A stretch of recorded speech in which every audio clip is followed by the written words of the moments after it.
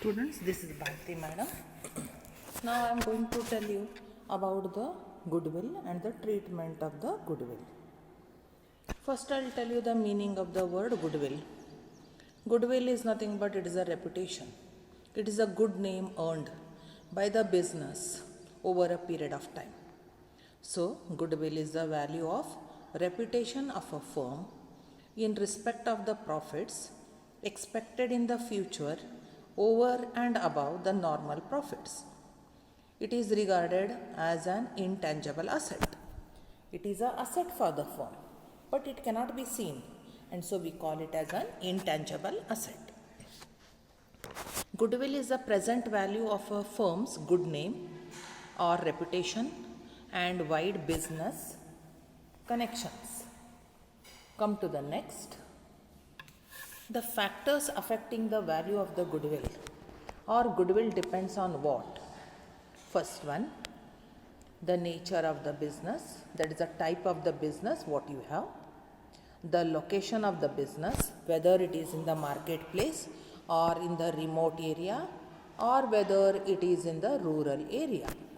Next, the efficiency of the management, how the management is functioning, how the management is getting the work done from its workers, what are the salaries or the remuneration it is going to pay, and all that comes under the efficiency of the management. Come to the fourth one, market situation. Market situation is nothing but what is the market condition for your product, whether there is a market for your product, whether there is a demand for your product or not, and that leads to the market situation. Now come to the next. What is the need? Why you should go in for valuing the goodwill, or when you will go in for valuing the goodwill? First one, when you want to sell your business. For example, students, if you are not interested in your business or think that if nobody else is there to look after your business and you are all alone, and at that time if you are unable, you can sell the business to somebody. When you are selling the business, you will be selling the assets, and when you are selling the assets, in addition to those assets which you can see and touch, we go in for telling some extra amount, and that leads to the goodwill amount. Second, you know that whenever it is a business, there will be the partners coming in, partners going out.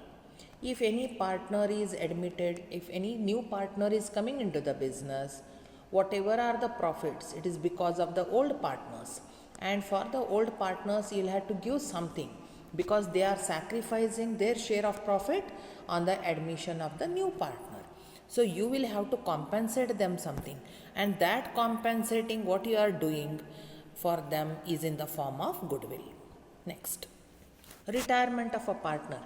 Whenever a partner retires, he has worked for that business for so many years, and when he has worked for the business for so many years, you will have to give him something extra in form of goodwill. Next, death of a partner. Whenever a partner dies, you will have to give some extra amount, and that extra amount whatever you give it in the form of goodwill. Next, amalgamation. Amalgamation is nothing but joining of the two firms of the similar type. If they come together and if you form a new business, we call it as an amalgamation.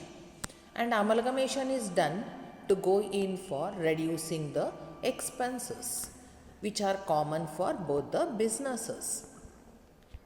Come to the next. Methods of valuation of goodwill. There are three methods of valuation of goodwill. Come to the first one, average profits method. Second, super profits method. Third, capitalization method. Come to the first one, average profits method. Average profit method is a method of valuation of goodwill in which the goodwill is valued at an agreed number of years of purchase of the average profits of the past few years. So according to this method, goodwill equals to average profits multiplied by number of years purchase. Come to the second method, that is the super profits method. Super profits method of valuation of goodwill is nothing but it is the method of calculating the goodwill if a new business is set up. It will not be able to earn the profits during the beginning years or in the first few years of its operations. Hence, the persons who purchase an existing business has to pay in the form of goodwill a sum equal to the total profits he is likely to receive in the next few years. So the formula is normal profits equals to capital employed multiplied by normal rate of return divided by 100. Next, super profits. Actual profits minus the normal profits. The normal profits are nothing but whatever the profits are earned by the business of the similar type. Next, goodwill equals to super profits multiplied by years of purchase. Come to the third method, that is the capitalization method. Under the capitalization method, the goodwill can be calculated in two ways, namely, first, by capitalizing the average profits.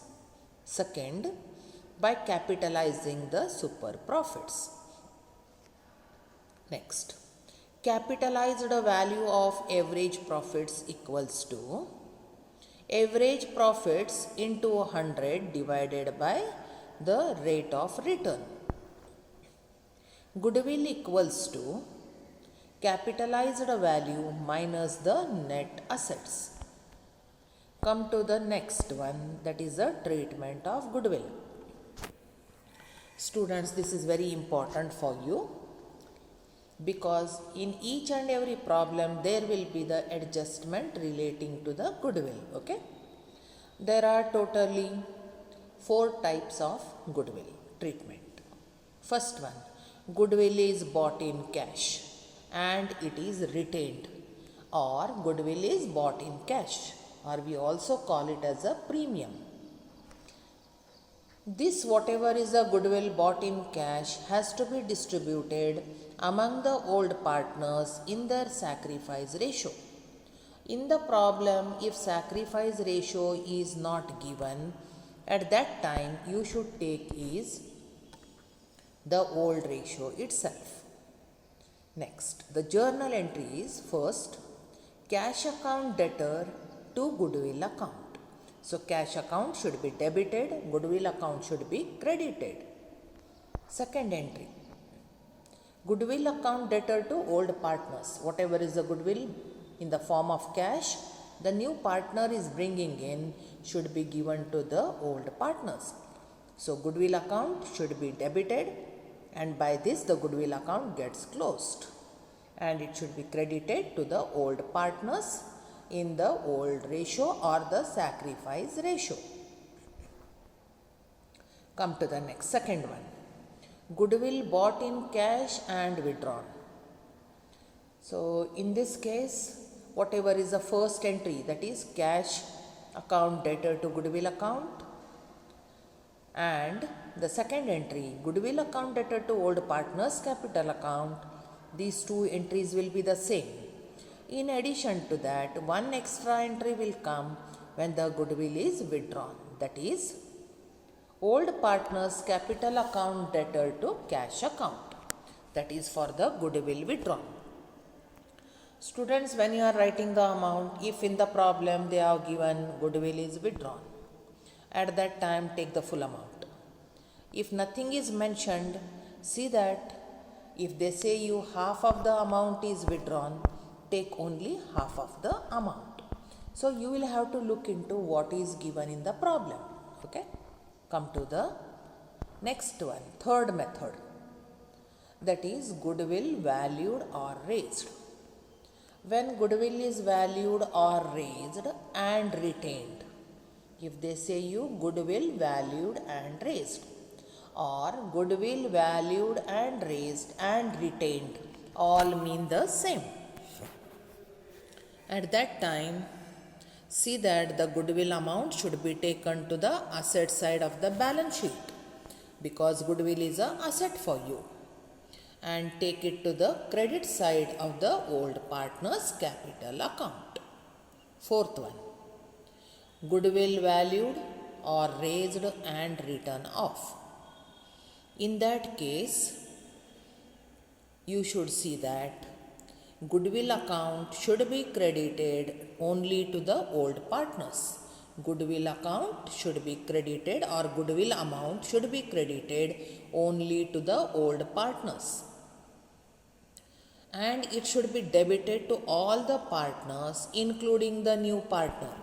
It should be debited to all the partners, including the new partner. Next, students, in the balance sheet, there may be the accumulated profits and losses. If the P&L account appears to the asset side, it is a loss for the business.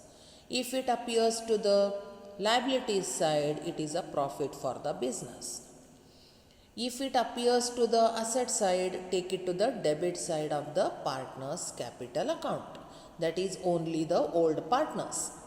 If it appears to the liabilities side, take it to the credit side of the old partner's capital accounts in the old ratio. Come to the next. Revaluation account. You will have to prepare an account called as revaluation account in case of the admission of a partner. So it is an account prepared at the time of the admission of a new partner. Whatever are the assets and liabilities, those are to be revalued in case when a new partner is admitted. So the increase or decrease in the assets and liabilities, the outstanding expenses and the prepaid expenses are taken to the revaluation account. The balance of this account is transferred to the old partner's capital account in the old ratio. If the difference comes to the debit side of the revaluation account, it is a profit and it will be taken to the old partner's capital account credit side in the old ratio. If the difference appears to the debit side of the revaluation account, it is a loss and it should be distributed to the old partners in the old ratio to the debit side of the partner's capital account. Now students, come to the next, that is a format of the revaluation account. You should write revaluation account. Write debit, credit. Get the page folded. As it is, I told you, draw the midline, a darken or a double line, so that you are bifurcating debit and credit. Come to the debit side. Write particulars amount rupees. Particulars amount rupees. To the revaluation account, debit side should be the losses and credit side should be the incomes. Okay.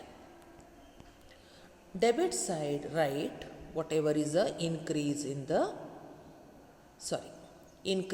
liabilities. Whatever are the increase in the liabilities, take it to the debit side.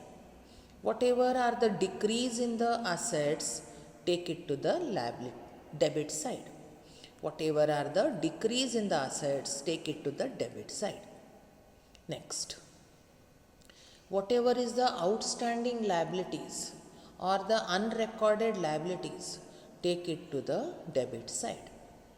Next, the increase in the assets, it is an income for you, that will come to the credit side. The decrease in the liabilities, that is an income for you because you are paying less for them. Next, that will come to the credit side. Prepaid expenses, You have paid the expenses well in advance. So this year you need not pay them. That is the income for you. It will come to the credit side. Now you will have to close it.